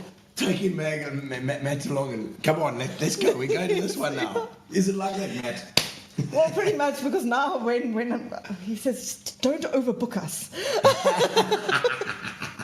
And your favourite tour? Tell us about your favourite tour. That's hard. That's difficult because I'll never forget. I think it was our 1-year anniversary that we did a little tour down that way, and we stopped in Collardsdorp on the way in. We stayed at this place, and they were painting a mural and Matthew ended up helping paint because No Matthew's quite way. autistic actually. Okay. I'm useless. Okay. Surprised. What were you painting? He was helping paint the mural. I was on the table with all the gay uncles singing show tunes.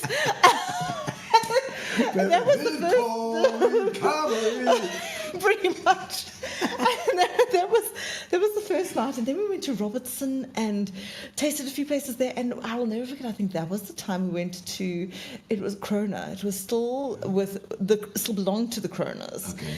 And Luke was there, and he's actually my friend Marilisa's cousin. Oh, yeah. And he showed us through the cellar and gave us. It was just one of those absolute wonderful moments. All these beautiful moments. We went to Sorensberg. They were brand new. Sorensberg were brand new. I'll never forget because we went, and the winemaker was actually standing behind the counter. We didn't know it was the winemaker, but how I knew it was the winemaker was that he poured the wine for us and poured some for himself, took a sip, and then took my glass back, and then took another glass and started pouring from one to the other because he needed to aerate, and then gave it back to me. And that's when I knew I've got the winemaker because he wants me to taste it. Taste it at its perfection. At its perfection. Oh wow! Early memory from Sorensberg, I love Sorensberg. Very, very nice amazing, wines. amazing. wines. Matthew is thinking of having tiny rabbits tattooed on his head. This look like hairs. That's my dad. Oh, yeah. like Enzo. My son always when I make jokes like that, Art, my son goes. They don't think I'm funny at all. And I see Carol Jacobs online as well, all the way from East London. Lovely to have you on, Carol. We're live. You're always there live. I love you. And okay, let's have a look here. Biggest adrenaline rush. Ooh. Are you adrenaline junkie? I actually am. Oh, are you? And it drives Matthew nuts because he's the absolute opposite. When I was in third year pharmacy, we did at Canal Walk, they had that Rotanga Junction, and they did that thing, that swing, that they walked, and I had to pull the drawstring. Like a swing, king swing thing. Yes, that was one of them. And then having my blister methylated. Oh yeah, that's rough. That is rough. Okay, okay, this is interesting. What makes you who you are? I think the fact that I'm okay with the fact that who I am can change. Oh, so you mean you sort of keep that whole thing open? You want some change to happen. You mean? Yeah, and I think I quite young said never say never.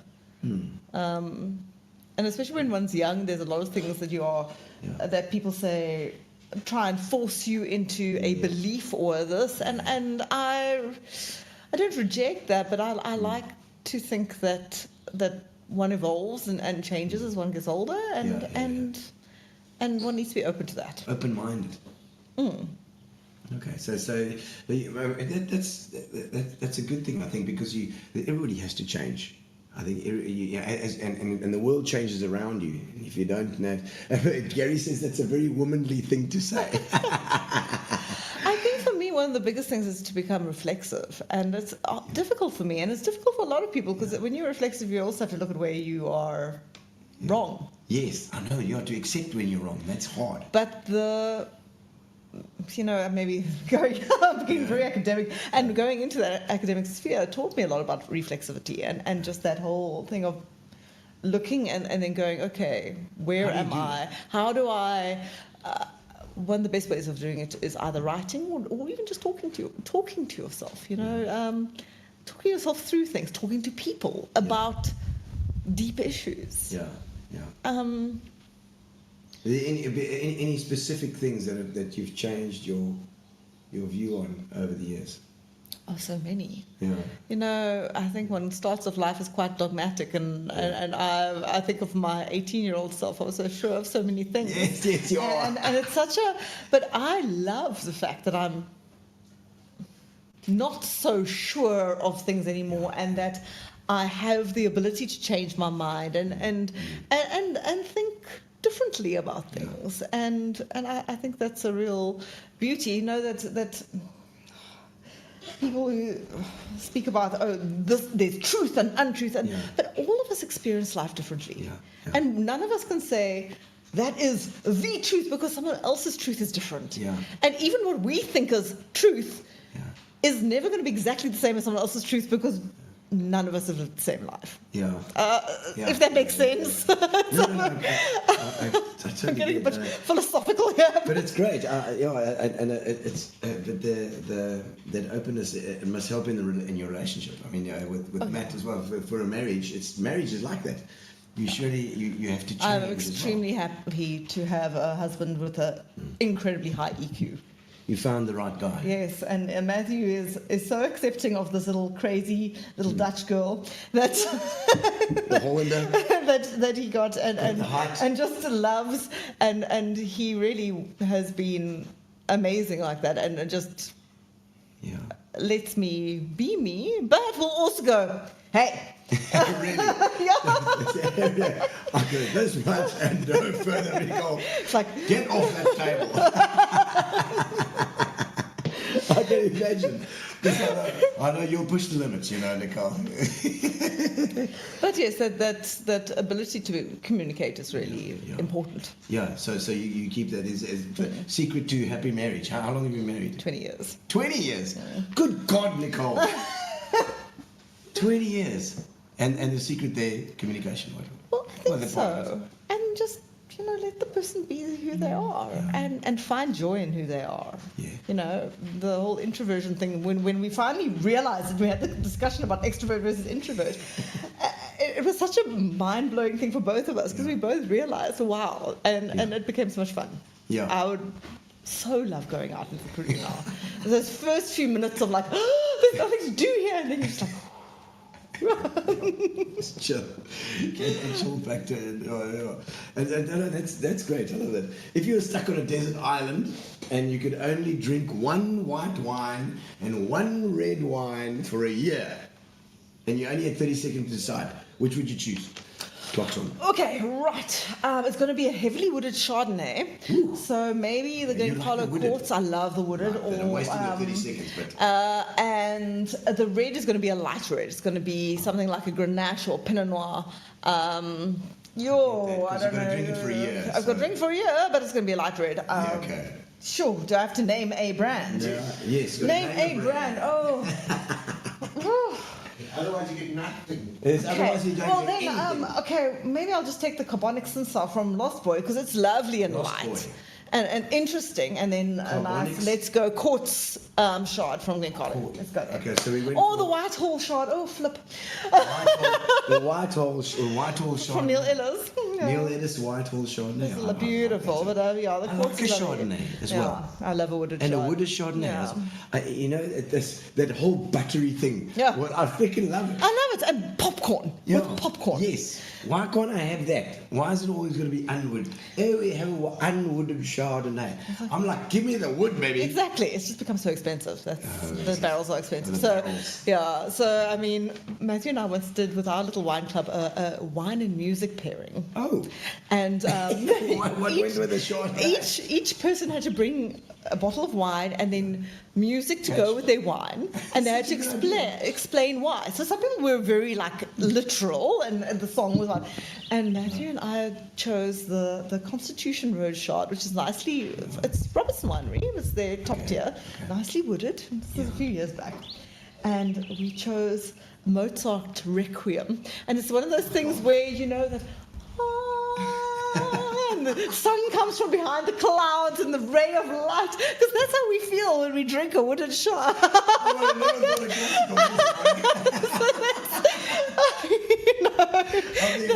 The boy soprano singing this beautiful. And that's it. Oh, the Cab Sam with some Led Zeppelin, baby. Come on. But often when we'll have a really nice wooded shot, and you get fewer and fewer these days, we take a sip and we're like, That's classic. Okay, so which wines would you say are overrated? The Alto Rouge. Kanonkop, because that woman was a... Oh, that woman. Damn that woman. Shame. No, they make really good wines. I do understand about the fact that we are trying to make iconic wines, and I don't want to belittle any wine estate. But some of them are just going a bit ridiculous with the pricing. Okay. So they mean the pricing's a bit over. I mean, Molyneux, they make wonderful wines, but Gary's totally agree with the Molyneux. That's my wife's maiden name. You know, I think, how very dare you? So that was the first one that came to mind. But yet they make Cliff Street Red Blend, which is fantastic, and it's their cheapest wine. It's great. But then it's just over the top. If I have to, and sorry, man, I love, but it's just There's too much moolah for what you're doing. Overrated. That's true, and it's often supply and demand. Yeah. So someone's prepared to buy it. So it's not necessarily the winemaker's fault or the wine.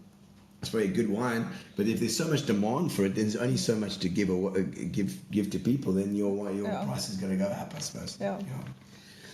Okay, so the worst job that you've ever had. Do you have any crappy jobs? Sure. Did you waitress ever?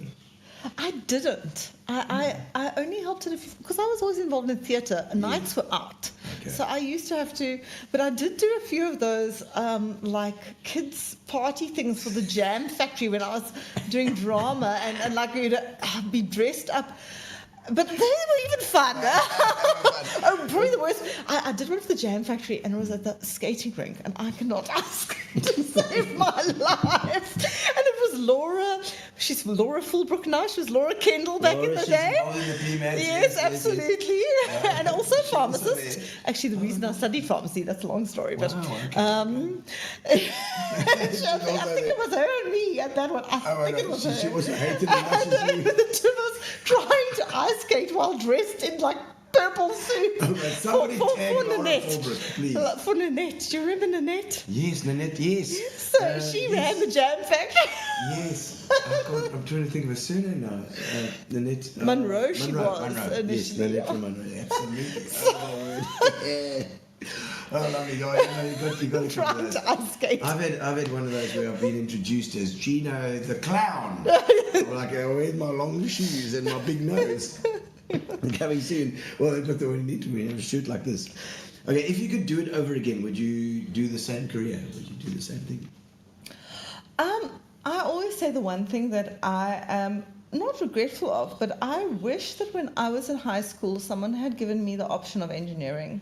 Engineering? Yeah, because what I really found when I worked in manufacturing, I really enjoyed the engineering side of things. And I think because I was so theatrical and also because girls, they weren't putting us in that direction. No, it was... if I'd known, because I love the problem-solving side of it, and I actually love taking things apart and putting them back together. I could totally see you in engineering. and I Maybe quite. building like civil engineering, or you're talking about like just. I would probably have gone with steel and- industrial or mechanical, but Okay. very possibly industrial because there's a lot of problem solving there. I could imagine you building a bridge. You know what I mean? Thanks. Not after a few wines. You brother, those one like this. A relative of mine built the Van Stadens Bridge. Oh, Yes, was very involved with the. the Italians were there and building the bridge yes, as well. yes. So Very he much. actually. Wow. We've got the illuminated address to James McEntee, who was very involved in the building of the Van Stadens Bridge, my mom's side of the family. You know, my nono was involved in there very much. My nono. Yeah, so all the Italians were building those things as well. So- They probably knew each other. Probably. No. Back in the day. Okay. Do you know that my grandfather was a prisoner of war in Italy? Was he? My mom's dad was a prisoner of war in In Italy. Italy. We actually caught him. Yes. We caught the bastard. But it That's what we sounds did. like it sounds like he had not the worst time there because No, he he actually kept wouldn't in touch. Bring pasta every day. I never met my Don't maternal worry. grandparents. Don't worry. You just wait for the Americans to come, and then it's going to be all right. Don't If there's worry. anything I'm sorry for in life is that I never met my maternal grandparents. yeah. I would have loved to have met my mom's. As an adult as well, wouldn't it be nice? Eh? Yeah. I mean, I knew my dad's parents, Yeah. but I never knew my mom's. They both died before I was born. Wouldn't it be cool to meet your grandparents now when you're older as well? It's so cool to have a chat to them and see the similarities. I always think about that, you know. My nonna was in the army, but he was in the army before the war started. It's crazy. He must be in the early 30s.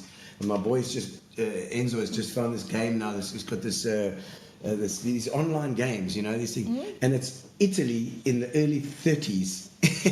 And he's in Verona, which is the same city. Oh, and lovely. they've rebuilt the city. It's amazing. So you can actually go to where my nonna was. No, that's amazing. That's crazy. Well, I was in Holland for the first time for a proper amount of time recently and went and walked the streets of where my dad is from, in Rotterdam. Rotterdam. Yes. Was he in Rotterdam? Well, I mean, that's where he was You know, born we played in and- Rotterdam with Eminent Child. You know? Yes, I know, I remember. At the Troubadour. It was fantastic. So I went and walked some of the streets of the last address that he lived in, and that was really, really special. And his family over there? There are still family. I didn't really see many of them. I don't know his family well, Yeah, and yeah. I spend most of the time with other people I know in Well, the Netherlands. wine. My friend Izzy, who worked with me at Fresenius, we had a jolt. Okay, no, we're not going to keep you any longer Yeah. because you've got to go off to another, not a tasting, but a drink. A birthday drink. With who? Where are you going? What's the name? Imka Smith. Imka Smith. Go on, somebody tag Imka. She's coming to you now. Gary's got another question. What is something that people will be surprised to find out about the wine industry? I think people think that they all have so much money. Yes. they And do. I It's think just that's- a tax dodge. I think that's where they would be surprised that it's actually there are wine farms that are really struggling and are really trying hard, and it's everyone seems to think that every wine farm can just give away all their wine, and no, it's a lot harder than that. So support the wine industry. Yeah, I mean, and it's a brilliant tourism thing as well. We have to Absolutely. support our own industry. We've got such good wines. We do, and I mean that's the thing. You go overseas. So I was in the Netherlands for 2.5 weeks, and we were paying on average for very average Italian or Spanish wine 200 rand plus. And in South Africa for 200 rand you can get a really great wine. Really, really good wine. You can get a really nice wine. But there's lots to choose from. I mean, doing these wine tastings, I realised that month after month we do these tastings, and the wines are always of such a good quality. You know, how many wines can you possibly have in one country that are really, really good? You know, so South Africa's got a brilliant wine industry. You're right. Oh, Gary's typing away. Yes. Typing away there. Oh, he's fair giving- wines he's are one giving- and He's one. given. He wants to talk about price points. I think 100 rand, 200. Oh, flip! Now it's hard because now you throw me under 200 the rand bus. wines. So You throw me under the bus because I know trade price. oh right, no. Oh, yeah. So you got to guess. You got to guess the retail. You got to guess retail. Roundabout seas. Okay, let's. So for affordable wines under 200 rand. Stellenrist, I think, is an amazing farm for the sort of 100 Rand mark. See, some of our, I'm talking on-con, off-con, people don't know the industry. On consumption, so that's in the pubs. In the pubs and that, and then off-consumption being the bottle stores. Bottle stores. So it becomes a little bit difficult because I see both, because we do both. Okay. And, you Yes. see, I'm always just looking for that absolute little flippin' hidden gem. Yeah. So Stellenrist, I love their wines. Glen Eddy Cab, I think, is just so lovely.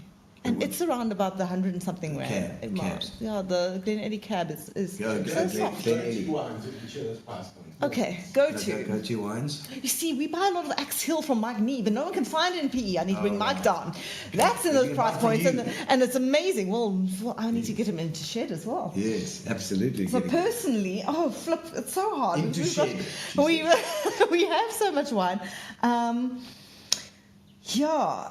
The Montpellier Spesniesberg, but they sold out for this year already. Spesniesberg. Really Is it a great blend? quality blend, yeah? Blend, white, Red. But they've got the white as well, which is sort of around 100, 100 Rand mark. Okay, let's talk value at the higher end. Okay, so the more higher end, we very seldom buy anything over 300 Rand a bottle. Okay. Because to me, it's on a logarithmic curve. Yeah.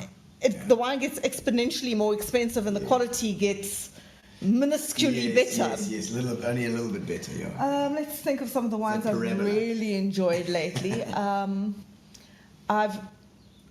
love the Amica from Neil Ellis as an interesting Sauvignon Blanc and the White Horse Shard.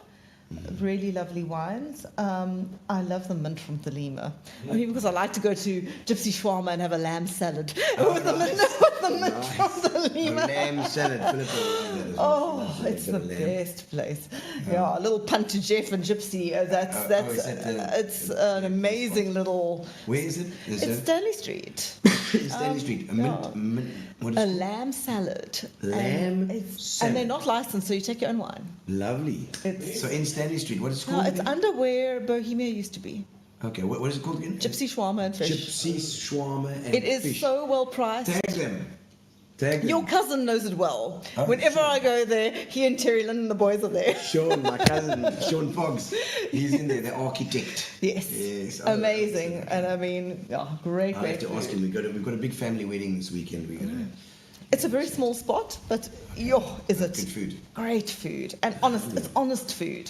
I just love that. I love a small spot and the thing. Yeah. Flavour used to be like that old John It's as even well. smaller than that. Yeah, oh really? Fantastic. I love that. But, And then you feel like you're special. It's the food is just great. Yeah. And then let's think, what else? Cab Sabs? I love cabs, but I'm liking the lighter cabs, to be honest, at the moment. Yeah.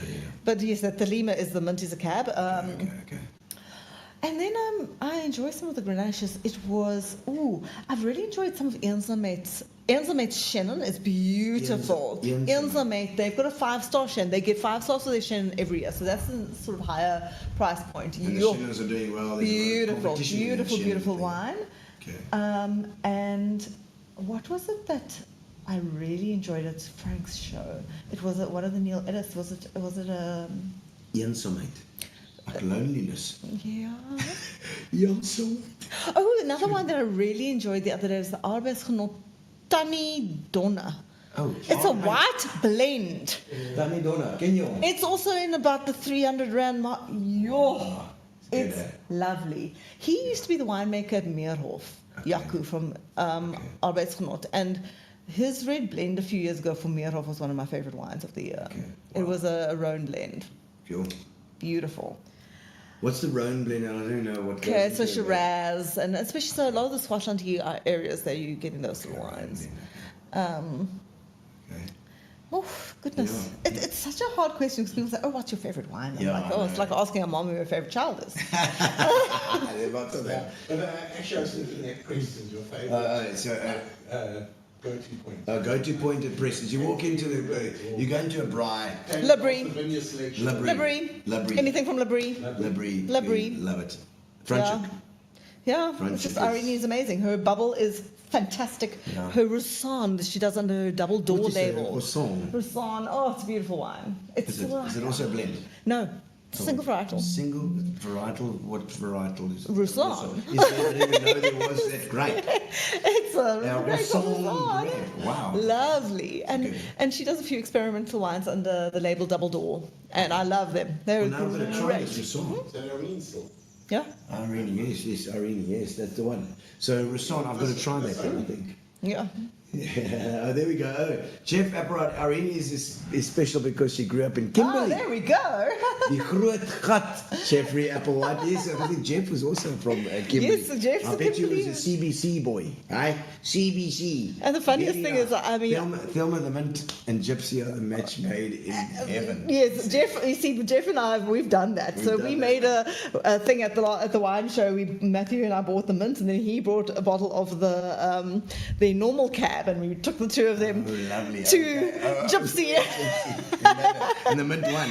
Well, all no, I mean they were just both amazing, nice. but lovely night. Yeah, well, Elmer is saying also, she says, wine is never too expensive, she says. And she also said that the flavour was a favourite for her. Yes, but now John's making too much money online. That's his problem now. He hasn't got time for the smaller restaurant. John Berger, of course. Was he also with you at school? I can't remember now. He must have been No, I older don't than think you. so, yeah. He was older than you. Because I think he was still there when I was there at BP. Oh, okay, no. But Nicole Worthington, it's been wonderful to have you online. Gino, it's been so much fun. Fantastic. Thank you so much for making the time on a Monday. Oh, it's a in the pleasure. heat and bringing some beautiful wine for me to taste as No, well. lovely. Come pop into Shed I sometime. will definitely always pop in the shed. And thank you to our sponsors, Fitch and Leeds. And make sure you pop into Center Stage Bay West if you haven't already for the pantomime. The pantomime is on until the 21st. It's an absolutely amazing show. There we go. There it is. And don't forget that on the 17th, we are having the Fitch and Leeds program. We're getting the Senkob lady on, and we're talking about the penguins, which I love the Lovely, penguins. You know, lovely. we've got to try and figure out a way to create more awareness for the penguins before we lose these penguins. These penguins are their numbers are being decimated in the bay as well. So we're going to find a place. I'm going to question this lady to see what we can do. Who is it? It's the lady from Sam Cobb. I'm not sure what her name is, but we're going to come in here, and also Andy, I think from Fitch and Leeds is going to pop in and let us know what we can do. In the meantime, we can buy those Fitch and Leeds. These are the pineapple. Put some tequila in it, and it's a really nice drink. So ask for it at the bars, at the on-con and the off-cons, whatever it is. Thank you, guys. Thank you, Nicole. I love you Thanks, lots. Gino. That was Fantastic. lovely. And we'll see you next week. Next week, Tuesday. Cheers. Relax, sit down. Coming out of PE town. Drink, find a shot. Never mind your liver, get to Gino's spot.